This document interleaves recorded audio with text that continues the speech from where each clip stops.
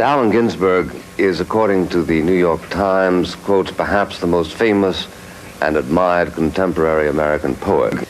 But he is known here in America less as a poet than a prophet, the hippie's hippie, the bohemian prototype.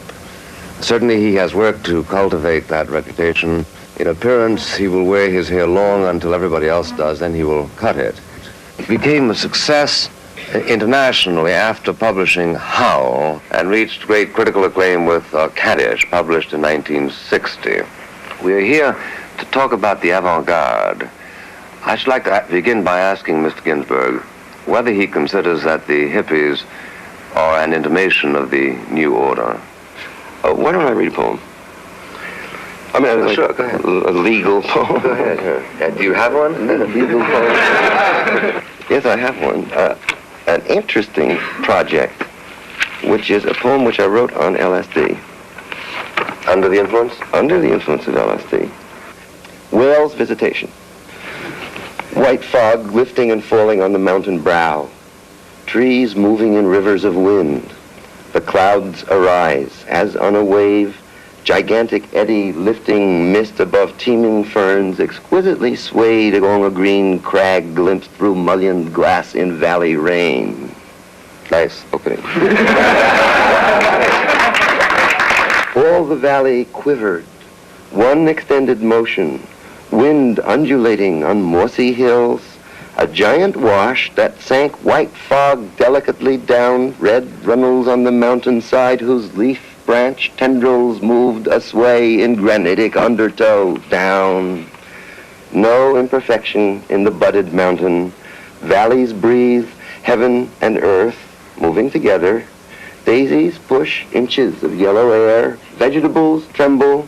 Green atoms shiver in grassy mandalas. Sheep speckle the mountainside, revolving their jaws with empty eyes. The great secret is no secret.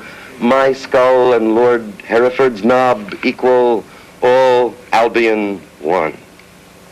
I kind of like that. I think the primary hippie and beatnik originally, back 56 Kerouac boroughs, perception was a recognition of that unity of being and a recognition of that great consciousness which we all were identical with, see? And that's what I think is the meaning of that flower power, and, like make love, not war.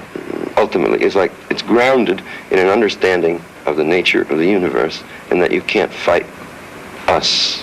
And the problem is seeing our unity, particularly black and white, particularly square and hippie, particularly police and student, particularly Birchite and faggot individualist. It's just that in politics you are a little bit naive.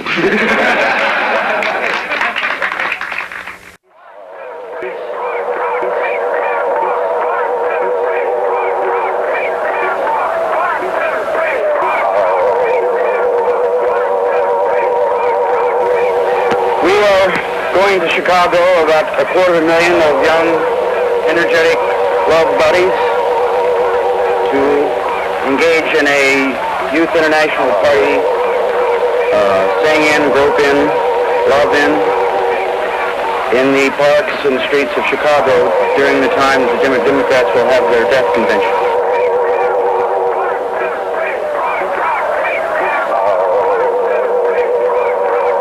Are you expecting trouble? We expect much.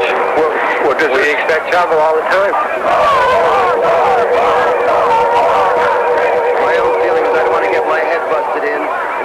Anybody who came knowing that I was coming here to have their head busted in. So I'm not going to march formally as a hippie. I'm going on the mobilization march as an individual, but not as a leader of hippies. And I don't know if I'll march from here if it looks like a bloodbath scene.